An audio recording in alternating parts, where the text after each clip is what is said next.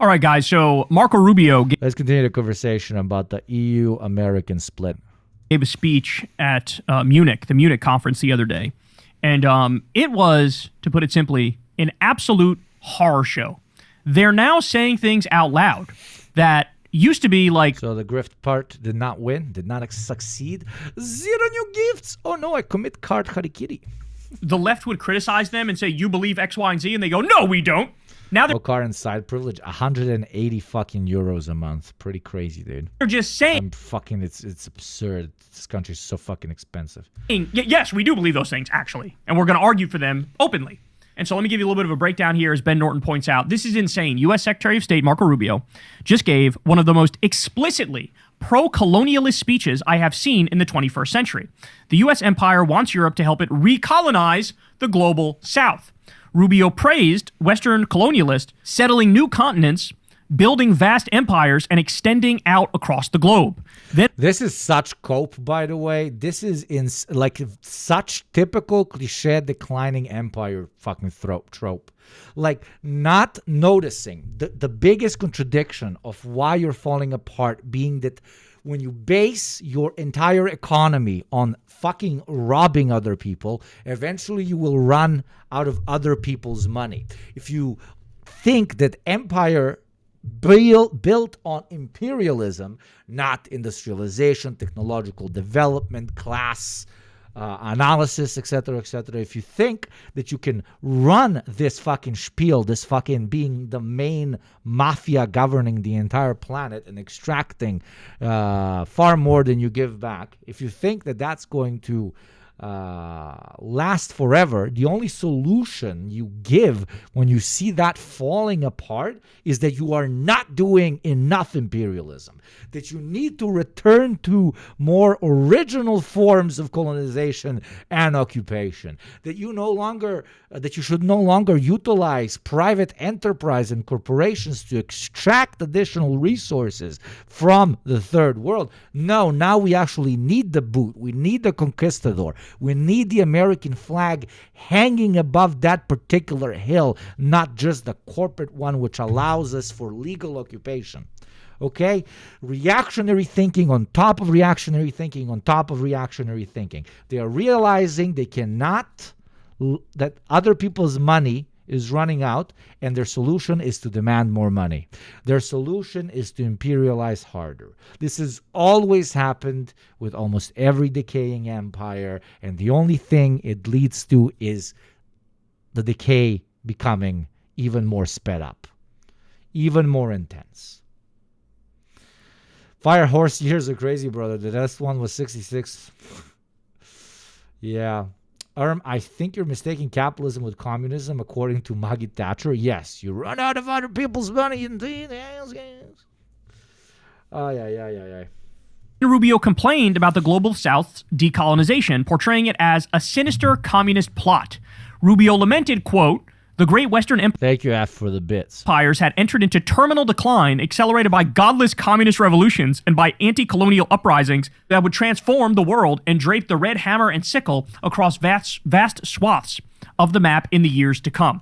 So, I mean, that's kind of true. It's kind of true. Oh my God, what's wrong with my eyes?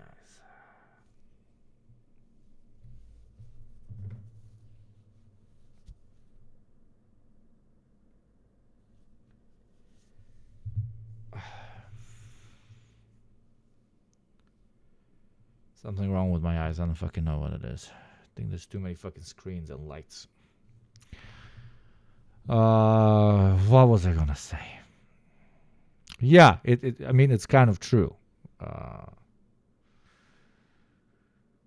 When anti-imperialist movements, usually draped in the red banner, lead to further industrialization and development of local economies, when they lead to alternative trading partners, when they lead to keeping higher levels of value from resource extraction on average at home instead of extracting it and sending it for processing somewhere else, the profit extracted by the core of empire declines And to be said very simply, when you have somebody like Traore come in and take over the government in Burkina Faso and say, okay, we're not just going to extract and continuously send shit to the French and the Americans.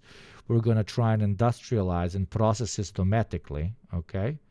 We're going to process it domestically. That immediately leads to less profit for empire, which then in the long term, when extrapolated not only in Burkina Faso but in hundreds of countries around the world, and aided by competing powers such as, for example, the People's Republic of China, it ends up lowering the average amount of possible resource extraction by these places. So literally number go down, literally line go down, literally.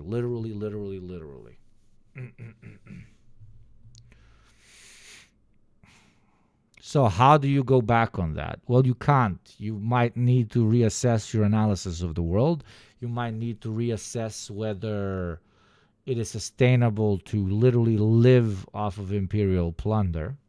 And when you don't want to do that, you do the classic reactionary spiel of, let's go harder. Let's rob a bigger bank. Let's actually bomb the bank. Let's stab everybody in the bank. The bank here being the developing world. That's it. That's it. Which again, like it's too contradictory. It will cause mass harm. It will allow you to cope for a little bit longer, but it will eventually not work out for you because you, again, run out of other people's money. You cannot stop the world from developing. You just physically cannot. There has never been and never will be a superpower so strong that it remains a unipolar power forever. It doesn't work that way. He is literally It's physically impossible. lamenting anti-colonial uprisings. I thought everybody agreed imperialism is bad, colonialism is bad. Like, this is not, it's not good. Nope, all of a sudden, it comes roaring back. And he's actively making an argument for Western empire. Rubio delivered this speech at the Munich Security Conference, surrounded by European leaders who gave him a standing ovation. More on that in a minute. I'll show it to you guys. They loved the pro-colonialist diatribe. The U.S. Secretary of State insisted that North American and European imperialists should unite in order to reverse the West's managed decline, to revive the West's age of dominance, to renew the greatest civilization in human history. So a few things about this. First of all, Marco Rubio saying, Europe, will you come along with us in being imperialist and colonialist? It's literally just playing them for fools, because I don't know if you saw this. It was only about 2 weeks ago or 3 weeks ago that Donald Trump couldn't get through a fucking sentence without saying, we're going to take Greenland. That's what we're going to steal Greenland. We're going to own Greenland. We're going to take all of their natural resources. We're going to invade them. We're going to take it. We're going to steal it. That's what we're going to do. And so that Europe then was like, okay, what the fuck? No, we're not supposed to be the target of this. It's the brown people. Go to do it to the brown people. Don't do it to us. This is what Europe was saying. Well, now Rubio goes there and gives him a little pat on the head and says, okay, buddy, you want to do evil stuff with us? Yes, Papa, I'd like to do evil stuff with us. So already playing them for fools right off the jump, right? But the other thing is, it's so ironic for Rubio to say that the West was in a managed decline, but we're not interested in doing a managed decline anymore. We're going to return to the days of dominance. No, you fucking idiot. Exactly the shit that you and Trump do is what's leading to the decline. No ends, ifs, or buts. Yes, but they don't have an alternative to this. That's the meme. It's not the Republicans. The Democrats would do it a little bit smarter, but they would nonetheless have to do something like, hey, we gotta start punching harder, extracting more, limiting development as much as possible. This is like the cutting your losses type fallacy, right? Because you don't actually have an alternative to continuing imperialism, because you've built up your whole thing on imperialism, and you don't have anybody with political power in your country domestically that can offer up an alternative. So it's just constant.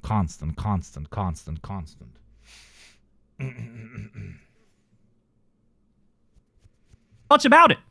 The decline. I think Europe will actually listen to that speech to double down even more, or will there be too much pressure from the European masses?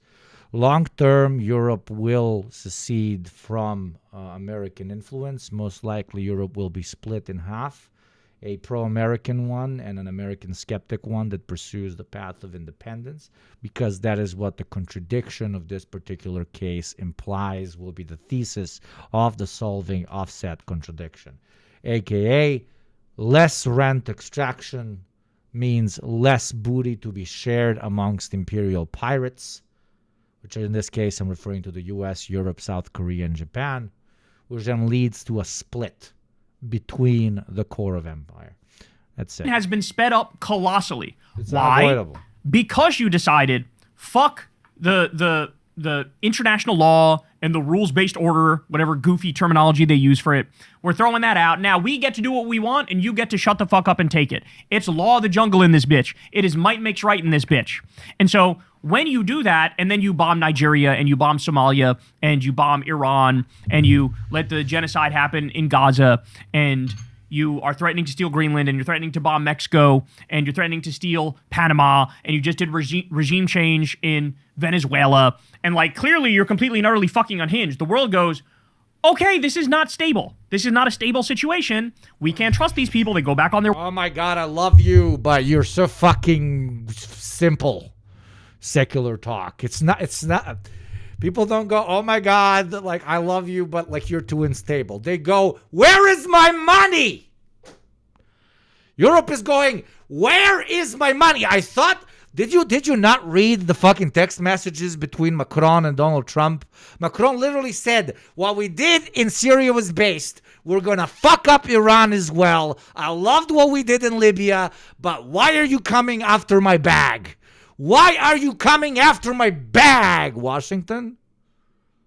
That is the contradiction that the Europeans are facing right now. And the faster they wake up to the fact that America is coming for their bag, at least half of their fucking bags, because it's going to balkanize them and make them fucking infight and shit, the sooner it goes back to being relatively economically stable.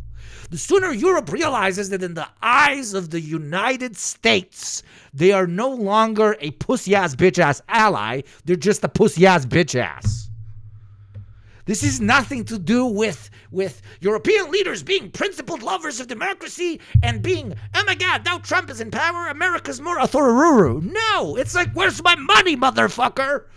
And there's no more money for the Americans to give themselves, let alone the Europeans. So now they're extracting it from the Europeans. Fuck it. Does anybody fucking read Lenin anymore, for fuck's sakes? Please stop it with the fucking, no, these are our principles. We don't like these principles. Nobody has principles.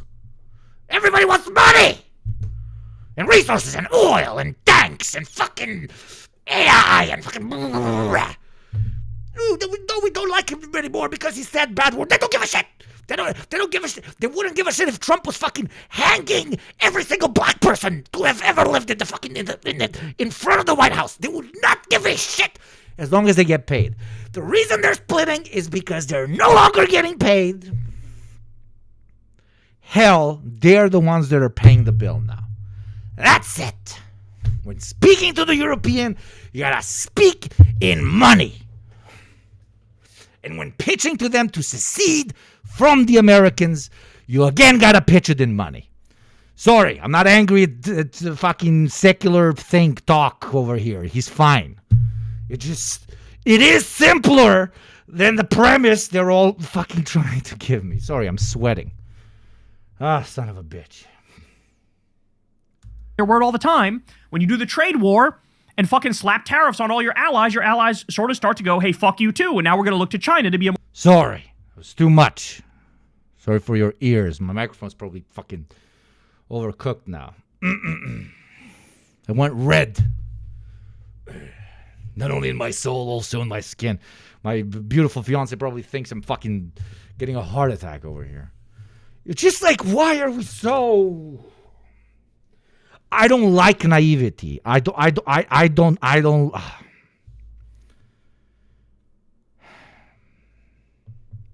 Not that I don't like naivety. I find it annoying when it's coming. I'm going to shut the fuck up. Or stable trading partner.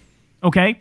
So they are the ones who are leading to the downfall of the country, leading to our alienation and isolation from the rest of the world, leading to massive spikes in hatred against this country, as he ironically says that, no, we're not going to do a Secular Talk, though, has a very based analysis that I steal, I have to say, which is a pitch to the American population that, yo, bro, like, we are declining. That's it. We cannot avoid the decline. While we are declining, we should try to do as less damage as possible, because then the blowback will be smaller. On me, on you, on your fellow American working class person that has nothing to do with American imperial bloodshed and conquest. And that is a great argument. And I, too, give it to my dear, dear American listeners and watchers. That's the best thing you can bet on right now.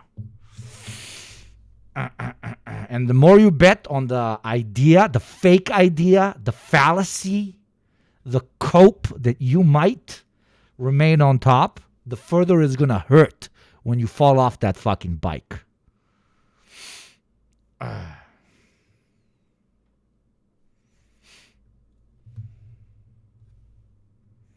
Is decline. We're going to bring back dominance. No, you're not. You're just speeding up the decline, and you're too fucking stupid to realize it. And of course, the funniest part of it all is like, hey, bitch boy, your last name is Rubio. You're Cuban, motherfucker. This is like Nick Fuentes thinking he's on the team. Your last name is fucking Fuentes. You're not on the team. These like, it's that meme that you see on Twitter of like, Hispanic guy wearing a MAGA hat and talking to a Hispanic guy who looks exactly the same, not wearing a MAGA hat, and the one with the MAGA hat goes, we don't want your kind in this country. Like, you're not on the team. You're not on the team. Rubio's Cuban. Fucking Fuentes is Mexican. And there's this, like, pro-white supremacy, pro-imperialist, pro-colonialist ideology that comes from them. It is the most embarrassing pick-me bullshit I've ever seen in my life. So Norton says, this is a blatant call by the U.S. empire to resuscitate Western colonialism and recognize the global South. I'm not going to give my whole rant that I had yesterday about gusanos actually being infiltrators of the American State Department who serve the interests of themselves or sometimes their grandmothers and fathers, who were fascist, Nazi, slaver elites that ran away, in this case from Cuba, use their money and influence to infiltrate the American State Department and are now helping steer the United States of America in a direction, Marco Rubio especially, that serves fascist Cuban interests. Literally straight out of like a very decent like 80s movie about ex-Nazis infiltrating the White House, but it's actually true. And instead of Aryan white men, it's Cuban right-wingers. Which represents and recolonize the global South, which represents the global majority. What the U.S. empire did to Gaza, Venezuela, and currently Cuba is what it wants to do to the entire global South. So that's another important point to make, is that when it comes to Cuba, what they're doing right now is just completely and utterly starving Cuba.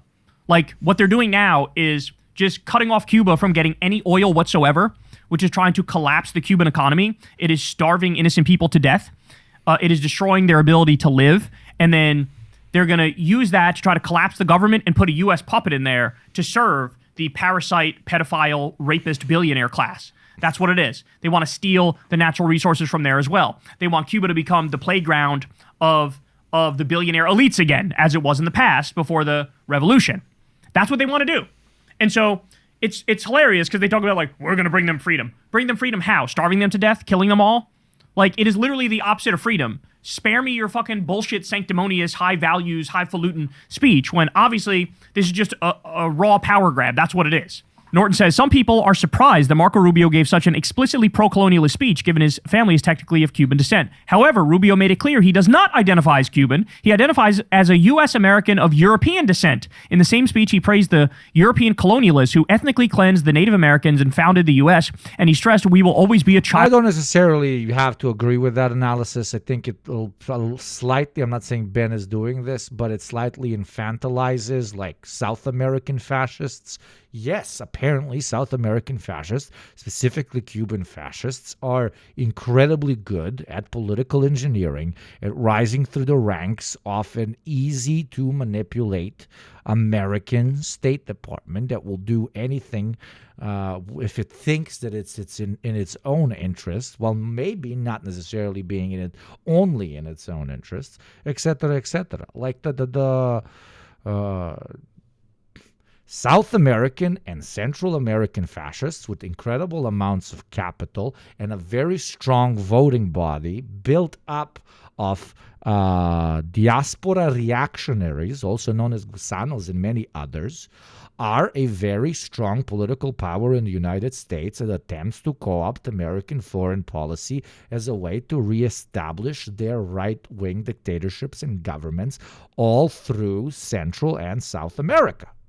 That is true.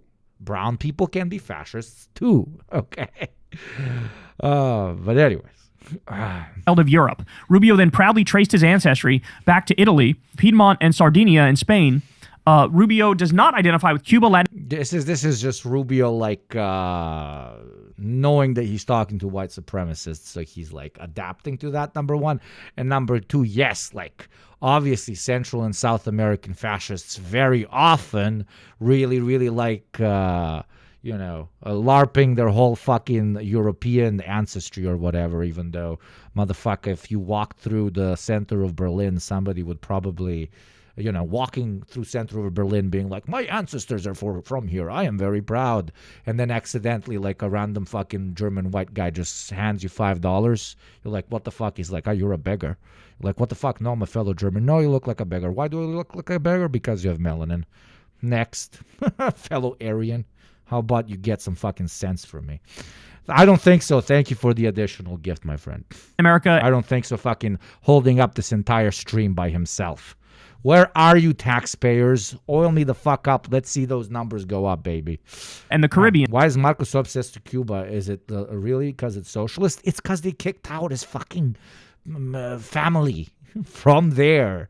He's a Cuban fascist. That's like asking why is Heinrich Strauss, that was born in 1922 and living in Argentina, so obsessed with Germany? I mean, it's because he fucking, we was Cubans and shit, and we got to take it back for European Cubanos. That's why, my friend. He identifies with Western colonialists, and Rubio emphasized that he, in his capacity as the chief of the U.S., the U.S. empire's foreign policy, wants to revive Western colonialism. Okay. The Department of State posted this. This is from Marco Rubio's speech, okay? Quote, "We do not want allies to be shackled by guilt and shame." No wide cross-section of Cubans in Cuba. The anti-government people I knew a year ago hate America now. Only gusanos in Miami think this will overthrow anything. I haven't seen Cuban solidarity this strong before. Rubio blew it. Maybe. God bless. I hope so. That doesn't undermine, I'm not saying that you're implying that, but it doesn't undermine our analysis that I'm trying to push forward here, that for some fucking reason everybody's missing. I have to say, because low-key a little bit racist, because you can't have the Central and South Americans, there's no way they are the ones influencing the Aryan American government, with all due respect. These are highly educated, highly ideologized, ultra fucking nationalists that have been politicking around in the United States of America since the fucking 50s. These are generations upon generations of professional fucking lobbyists, politicians, narco cartel linked fucking hidden billionaires. And you're saying, they are not acting also from a ideologized Central and South American fascist perspective, but only from the perspective of American exceptionalism. I refuse that, because that low-key implies that they're just dumb browns that dance to the tune of the white man. No, they have their own fucking shit they really want to push. That's why they're so hyper-obsessed specifically with Central and South American states that they consider left-wing. Okay? It's a personal motherfucking beef. Why is almost every quote-unquote Latino right-wing politician in the States? Why is like the entirety of their platform, let's go and overthrow country A or country B? Please, entire diaspora that probably has a grandma or grandpa that was a reactionary slave owner that was kicked out from there, please vote for me because we wanna overthrow government A or B. Come on.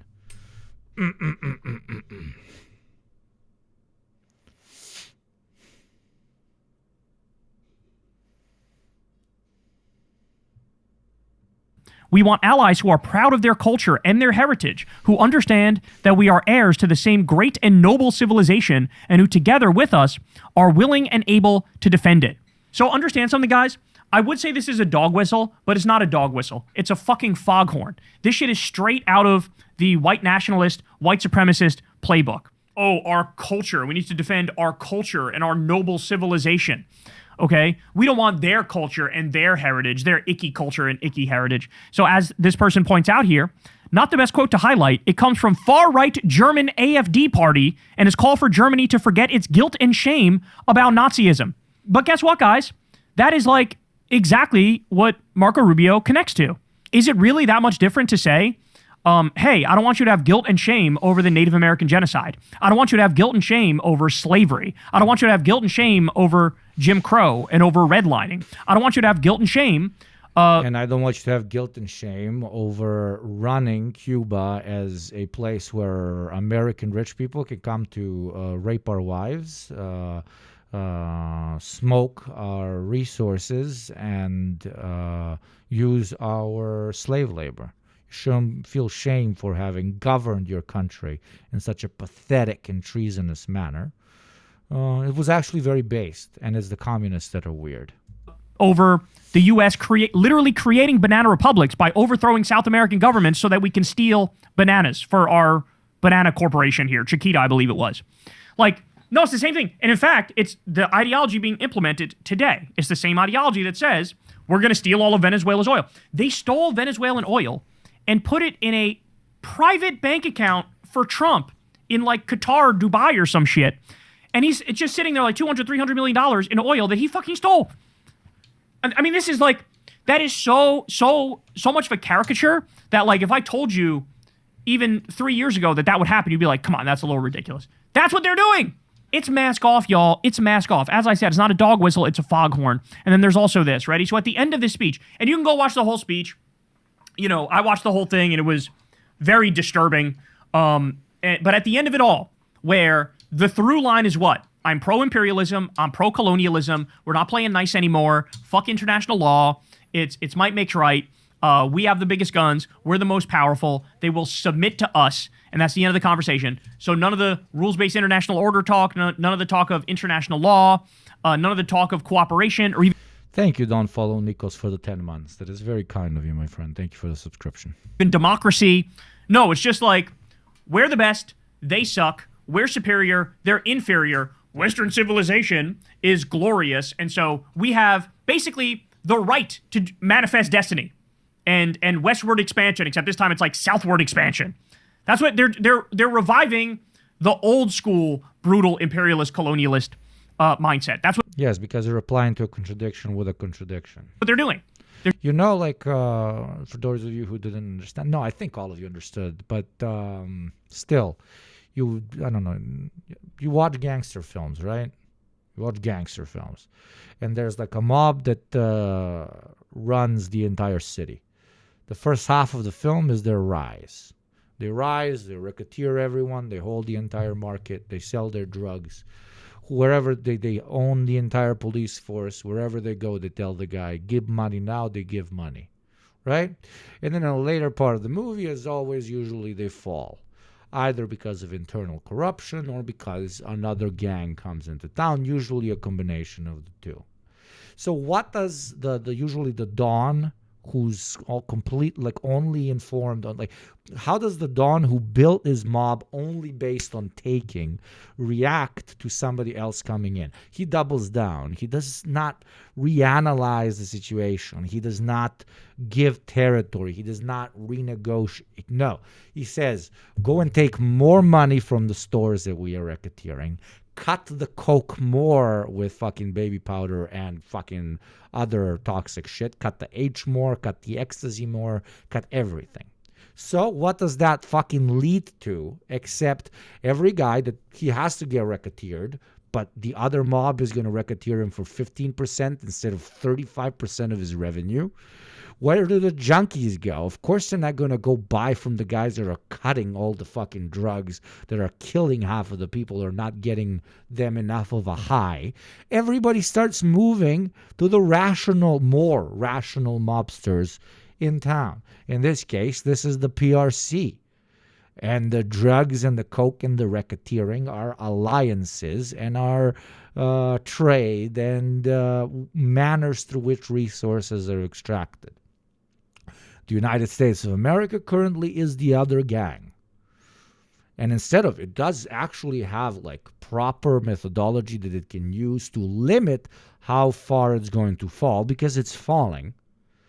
Instead, it's dedicating itself to as if it's business as usual. It's saying, again, a big cliche of like mafia movies, when like you can see the patterns of the script, where it's going, but you see usually the Don, and he says, you know what? We're not losing because the new guys are in town. We are losing because we became soft. We became too soft. We need to go back to how we did it in the OG days. You have that in The Wire. Wonderful. With the two best friends that are running the gang, and one of them starts losing their shit. The other guy's like, man, like this game is over. We gotta go legit. And the other one is like, no, we lost our fucking grit. We gotta go back and fucking start shooting everyone and shit. Like, be true fucking, you're my competition, I shoot you in the back of the head type shit. And that is what the Americans are doing. They're like, we have become too soft. We need to go back to more traditional forms of imperialism, where we literally plant our flag on top of hills. And where does that lead in every fucking movie scenario, including in every realistic scenario? To sped up decline. The soy jack, I'm walking over here, gangster versus the Chad People's Republic with crime boss. Yeah.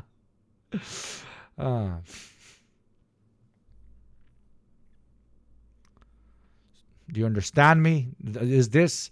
I might not have been able to explain this in Fortnite terms, but I can explain it in mob movie terms. Tech school dropout. What's up, you 19-month thick-ass motherfucker? It's nearly noon, and I've been drinking all night. I passed the fucking NCLEX. I got my results yesterday. Fuck yeah, love you, man. Love you too. Go to stream. You're fucking goated. Love your analysis, bro. Thank you. Somebody's drunk, and I'm fucking happy for you, dude. Have one for me, baby. I'm fucking dry February. I would love to have one with you.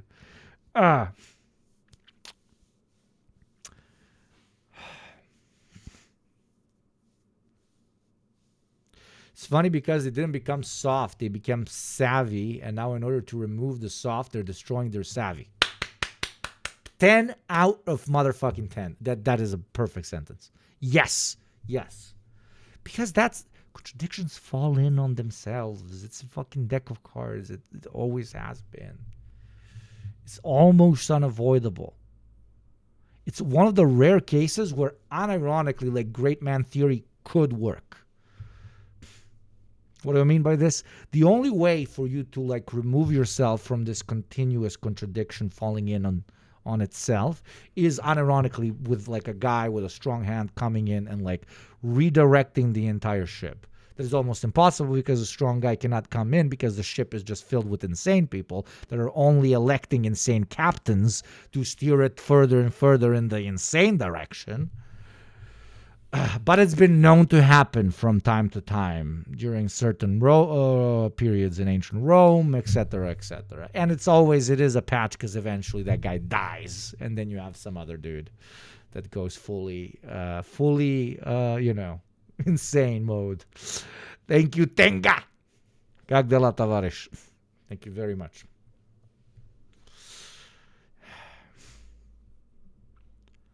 There's no more couching it. There's no more tweaks around the... And sorry, yes, 1 hour, 30 minutes. I must do the shill pitch. Subscribe. Because where else do you get analysis like this? Pay your taxes. Because that is how the system works. support the show, and become an actual investor and part owner. Wah wah wee wah, wah wah wah wah. And let's maybe gamba at the end. You get so many benefits. Subscribe. Today we're really suffering with subscriptions.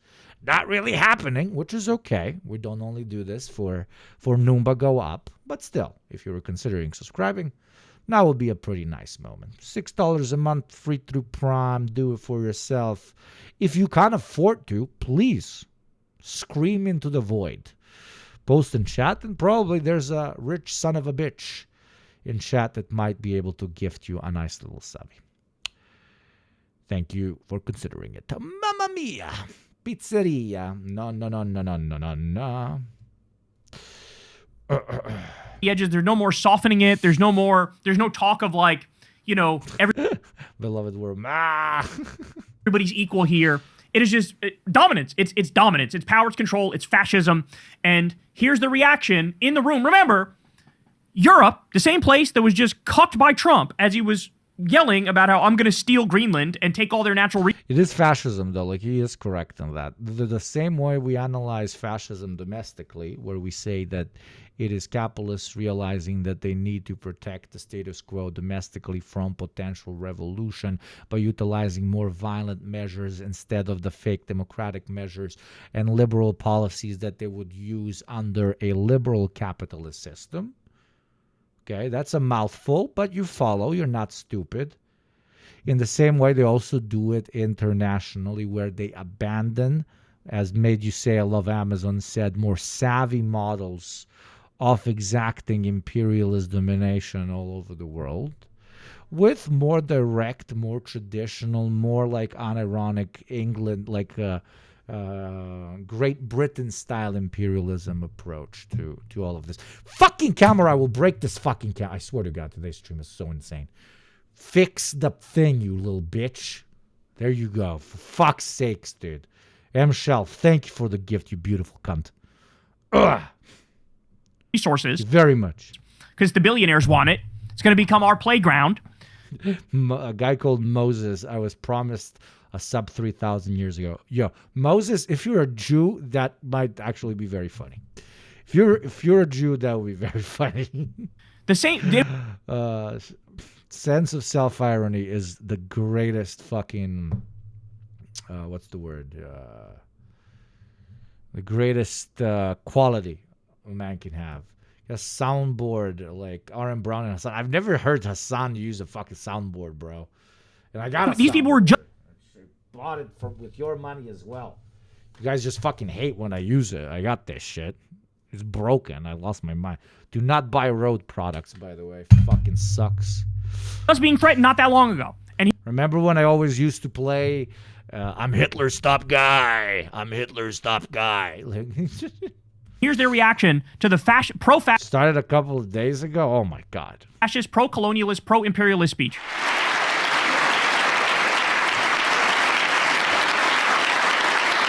Look at this.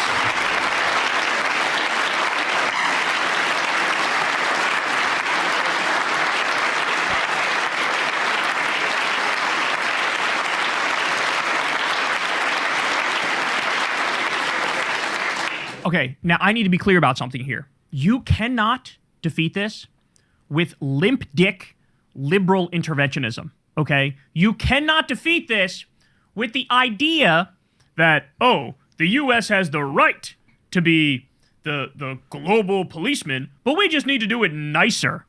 No. The only way to defeat this is with a robust and clear argument of we need to actually give a shit about international law and mutual cooperation and the United Nations and the thoughts of all the various countries around the world. We need to... Yes, because when you are no longer the only world power, the blowback is going to fuck you up. So if you start building up towards a world in which international law is actually important and followed through on, that will limit how much blowback you will have to feel once you are no longer the world's main police state. It's a very good point. Reassert. It's unironic self-preservation for the Americans that Americans really should fucking try to look into. because it's your failsafe. It's knowing that the flood is coming and digging a couple of holes around your house. That's what it is. That these principles and these 'Cause values the flood's coming. I'm sorry to tell you. and these laws that laid out Practically here, Daddy. actually fucking matter. That we're actually going to enforce the Geneva Convention and the Nuremberg Tribunal. That we actually give a shit. That we'll hold Netanyahu accountable. That motherfucker should be in prison. Okay? Donald Trump needs to be in prison also, by the way. But Also, by the way, the only way to defeat this is with like like an actual full-throated defense of non-interventionism. A full-throated defense of, you know what? There is no room in 2026 for barbarian, Neanderthal, primitive tactics of might makes right and law of the jungle. Because guess what, y'all? There will come a time where we're not the biggest, baddest dude on the block, and we don't have the most powerful military, and we don't have the biggest guns. And when that day comes, then people will realize that, hey, maybe the international law actually mattered. Maybe we actually should have abided by it. And unfortunately, these guys are such idiot cowboys, they literally can't even foresee a world where we're not the most powerful, even though, you know, empires throughout history always rise and fall. But they can't foresee it. In the same way that they can't foresee that the world is now going to dump the dollar and, you know, leave us with a fucking hyperinflation crisis because we have like $38 trillion in debt. That doesn't matter now, but as soon as the dollar is no longer the world reserve currency, then it certainly fucking matters. Okay? So they don't realize this. They don't have any long-term thinking. They don't have any actual strategic thinking. And so here we are, still dealing with like a 1700s and 1800s style childish mindset. And now you have Europe on board supporting it, no problem whatsoever. I mean, this is really low and really bad and really, really fucking disturbing. So my advice to any Democrat out there who wants to run in 2028 for president, you can't meet this halfway, right? In the same way you can't split the difference with MAGA and do bipartisanship and compromise and negotiate with MAGA. Like, these people are gone. I got some cookies from a friend that went to England. What? She already opened them? You opened them! This was my gift. The best thing about having very international friends is they travel a lot and they buy you stuff. So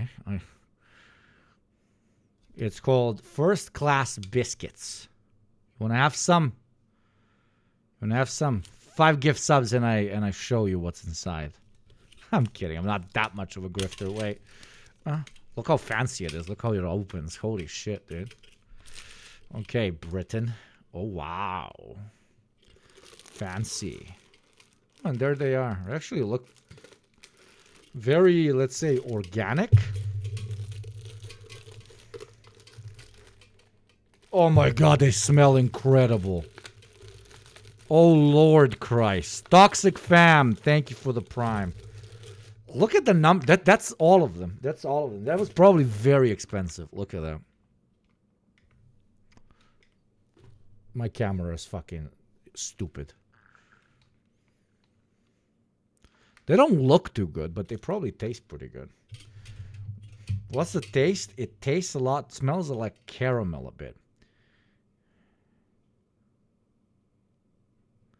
Cartwright and Butler. There you go. This is what it is. Let's try one. Nearly getting food from the UK as a gift is considered an insult. I mean, it's biscuits, you know. You got me biscuits from Britain. And he's Welsh. Okay. Okay. Yeah, let me do a hijabi eating experience.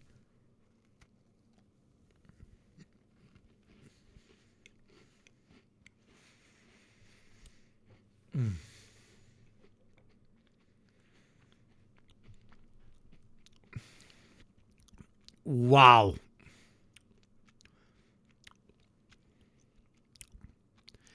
Wow.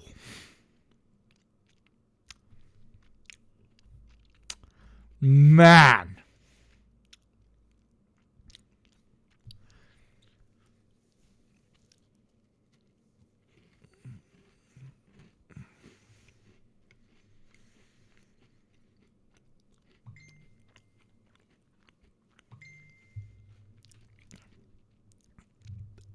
10 out of 10. That is actually fucking incredible. Actual 10 out. Bussin' as shit, dude.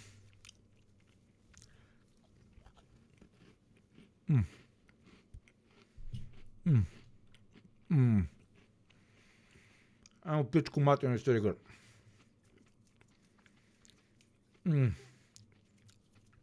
Throw one in a freezer for a few hours to see what happens. What, do they get better? Give me some British tips. Chat.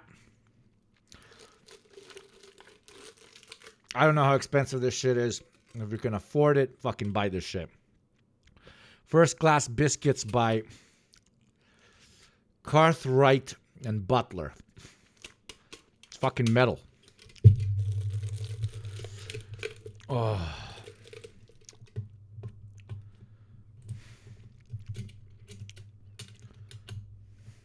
You got my British passport today? You need tea. My sensibilities are offended. This will go great with Jägermeister, by the way. Will go really well. You could probably dip it in Jaeger. Oh, let me wash it down with some water.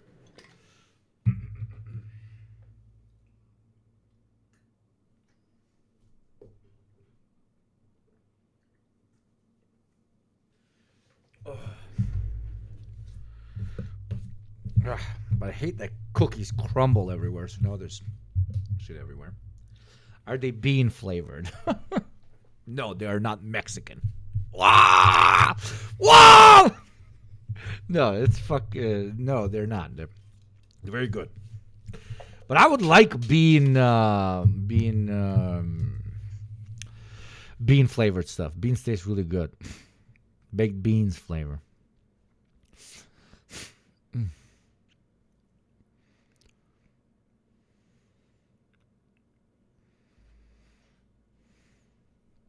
Beans are my favorite food, by the way. Beans cookies is wild. Yeah, I don't know. Kind of doesn't sound that bad. Like it's protein. Beans are unironically my favorite food. Pasul. No pasul. This. Just this like forever. This literally forever. I could live on this literally for like 2 decades, and I would not get bored with it.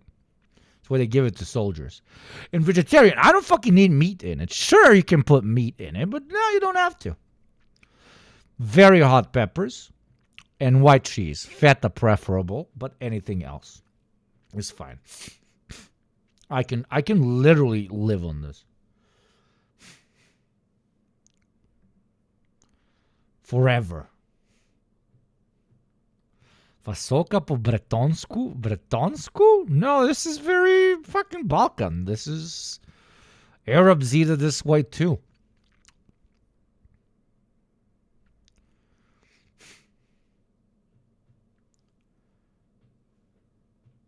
First dish she cooks is beans as a way to test her cooking abilities. I agree.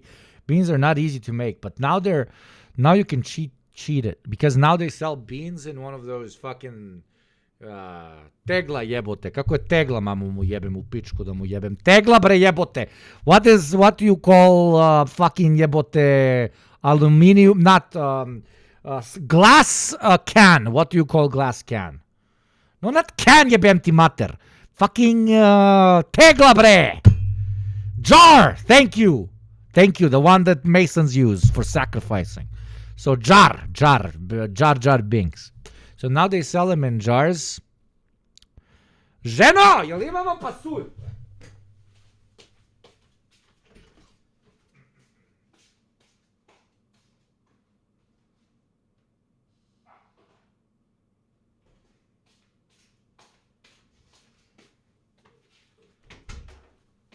So usually, like back in the day, not back in the day, because a lot of people still do it. My mom still insists on doing it. Like, you got to take your beans and you got to put them in water. You got to water them for a very long time. You got to do whatever the fuck. Now they just sell it like this. Now they just sell you this shit.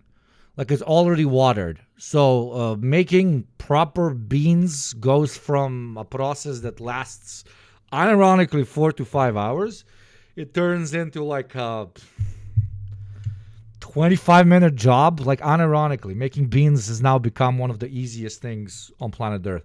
For those of you who don't know, like, just buy these. Buy these. These exist in the country you live in. They don't exist in Serbia or Croatia. I haven't seen them. In Bosnia, I've seen them. But probably you can find like a website where you order them. Because this saves so much time, dude.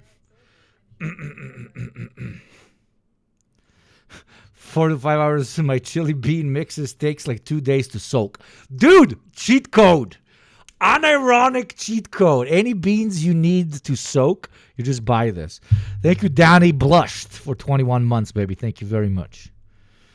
Y'all don't have pressure cookers. We have pressure. Oh my God, don't get in here with that shit, bro.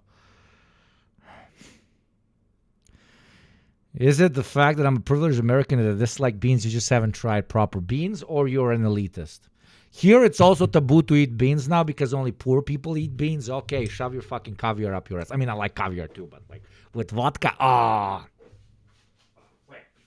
Let me return these beans to the woman before I get spanked.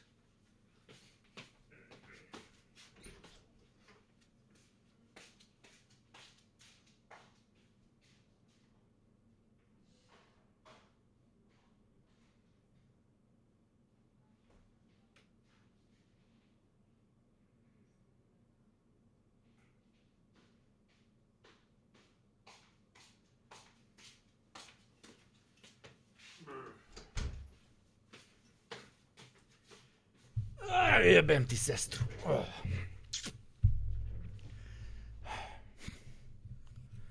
like the shuffling sound of your slippers. Thank you. I'm a big slipper guy while streaming, but otherwise, I never wear slippers. Ever, ever, ever. I went back there to bring back the beans, and she was like, "Where the fuck did you take my beans?" I was like, "I needed to show chat." And she was like, "What the fuck?" And just like stopped looking at me and turn around.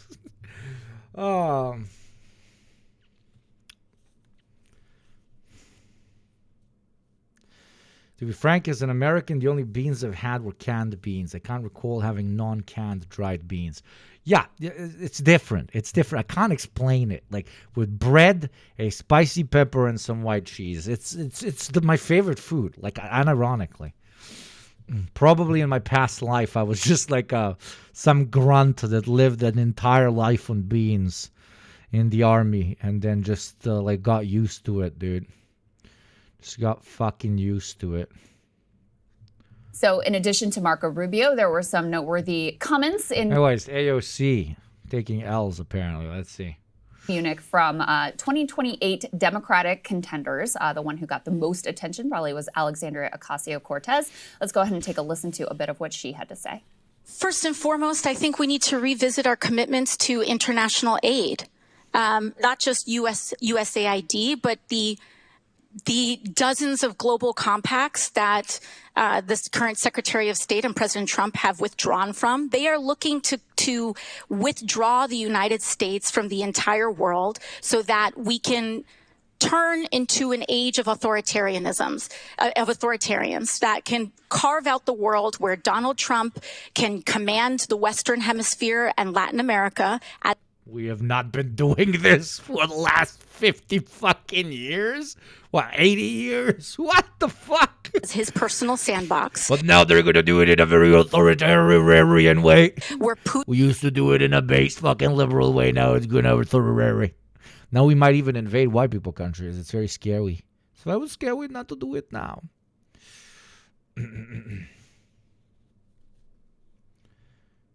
And the Western Hemisphere and Latin America as his personal sandbox, where Putin can saber rattle around Europe and try to bully around our own allies there, and for essentially authoritarians. Okay, this is really bad. This sounds like freshman year of political science. Holy shit.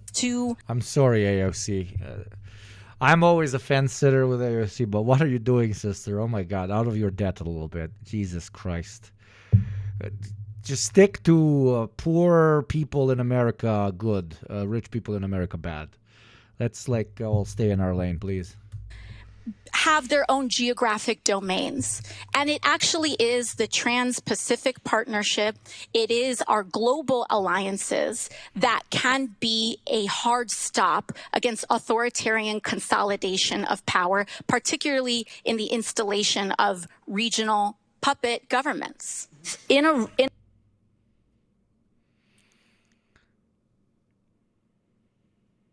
so-called rules-based order. The rules for whom? Because for all too long, the rules only applied to the United States, Europe, its allies, and we would carve out exceptions for the global South. And I think that when you have a rules-based order where you carve out exceptions to our values, exceptions to our rules, eventually the exceptions become the rules. And I think that, to your original point, over the last... No, I must have misheard that.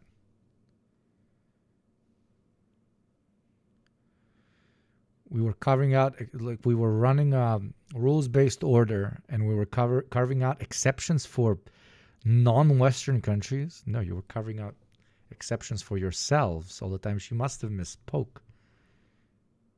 She's speaking too broad. No, it's also like, come on, bro. Like, carving out exceptions for what? Okay, you were carving out exceptions for rural countries that you were collaborating with. Okay, we can agree with that.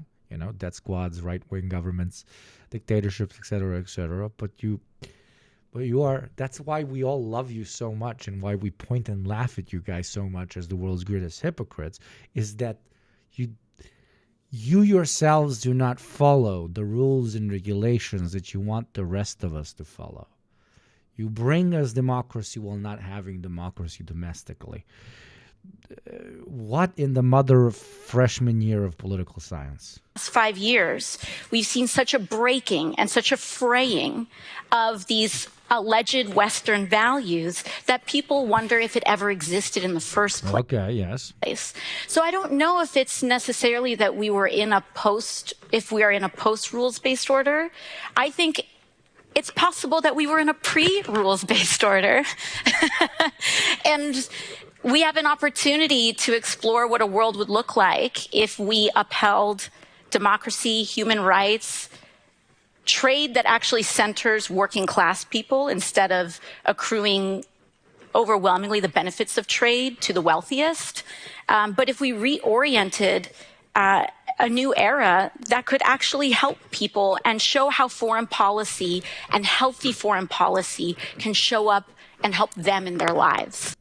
So there's a lot to unpack there. I mean, first of all, on the content, what she lays out there is basically what she says Trans-Pacific Partnership, which is, of course, the old trade deals. She clarified on Twitter she meant to say transatlantic alliances. But what she's describing there is effectively like a neocon approach. That is the neocon of like, worldview. We need to spread democracy around the world, and we're going to use our strength and our partnerships in this alliance to make sure that, we're standing up to authoritarians all over the world.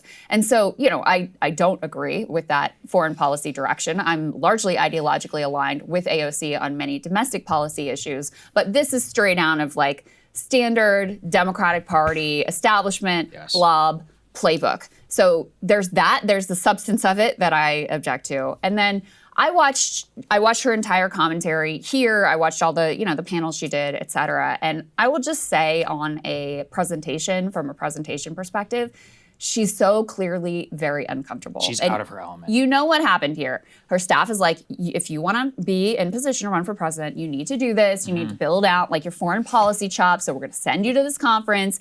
And it did not go well.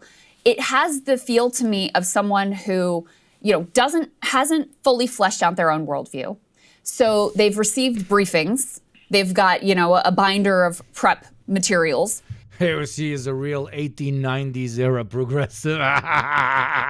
Modern day Teddy Roosevelt. And they're trying to memorize the notes of what that said versus being nimble enough in their ideology to respond to the questions that are being asked. And that's how you make a slip up. Like, I don't want to read too much into it, but that's how you make a slip up, like saying Trans-Pacific Partnership rather than Transatlantic Alliance, because rather than articulating your worldview, you're trying to remember what you memorized. So she was very shaky. She was totally out of her element and very uncomfortable up there the whole time. Well, I'll give you the TPP line wouldn't matter if it wasn't clearly indicative of a bigger problem. So let me read this exchange on Taiwan. Questioned about the United States should send troops to defend Taiwan. AOC roughly stalled for 20 seconds before delivering this response. I think that this is such a, I think that this is of course a very long-standing policy of the United States. What are we doing here? Yeah. It's like, I don't want to say yes. I don't want to say no. Now, listen, Donald Trump also got elected by being a bumbling moron, all right? So, like, on foreign policy. So let's say where the bar is. Yeah. This was my greatest fear about Trump, is that he would make popular, again, the diminishing... Look, there was, I think, a real reckoning after Biden and a lot of the support for Ukraine, where people saw that the wool had been pulled from in front of their eyes. Because at first, everyone was like, oh, I'll pay more gas to free Ukraine. And after 2 years, you're like, well, we're $100 billion into this thing. My gas prices are high. The Eastern Donbass isn't all that important to me. Should we really be the world's policeman? Well, what are the circumstances which led to the invasion of Ukraine? Do we really have an interest in spreading democracy around the world? What's our track record on spreading democracy around the world? Trump being so ham-handed, in my opinion, has actually made this type of politics more popular than ever before, purely by being oppositional. But what true leftists have always understood is that there is an actual critique of NATO and all of this, which in some cases is aligned with Trump. Now, that doesn't mean you buy into it wholesale. You have much more of an internationalist humanitarian vision. See many of our debates on Gaza now, for example. Yeah. Where can be differences, but that doesn't mean that the critique specifically around restraint and the acknowledgement of U.S. power being overextended, bad for them, bad for us, bad for everybody involved. She has clearly just not thought about it very much. And this is the biggest danger for foreign policy. And I've seen this time and time again. George W. Bush, for example, he was a lot like this. And I mean, this sounds crazy to say. He was the Texas governor, which is a fake job. And I'm telling you that as someone who's born from Texas. The Texas governor literally doesn't do anything. He did nothing. His entire foreign policy worldview. You cannot win American elections while talking about foreign policy from a principled leftist perspective.